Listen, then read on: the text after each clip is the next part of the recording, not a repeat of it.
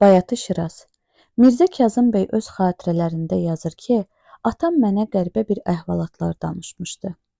Keçmiş zamanlarda Almaniyadan Johann adlı bir tacir ticarət məqsədi ilə Qubaya gəlmişdi. O, kənd bə kənd, şəhər bə şəhər gəzib, gözəl xalçaları seçib alır, Almaniyaya göndərərdi. Johann Azərbaycan xalçaları kimi Azərbaycan musiqisini də çox sevirdi. Elə şənlik toy olmazdı ki, Johann orada iştirak etməsin, musiqiyə qulaq asmasın. Qubada Gəray adlı bir oğlan yaşayırdı. O gözəl, tütək çalarmış. Onun çaldığı havalar Johannı valeh edərmiş. Bir gün Johann Gərayı özü ilə Almaniyaya aparır.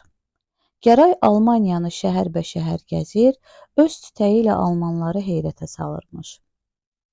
Məclislərin birində Gəraya bir alman bəstəkarı qulaq asır və çox bəyənir. Gəray çaldıqca o nəyisə yazırmış. Sən demə alman bəstəkarı Bayatı Şirazı yazıya alırmış. Sonralar Johann danışıb ki, indi Almaniyada heç bir məclis Bayatı Şirazsız keçmir. Onu hər yerdə çalırlar, hətta toyda və yasda da. Hətta Almaniyanın ən yüksək məclislərində də Bayatı Şiraz səslənir.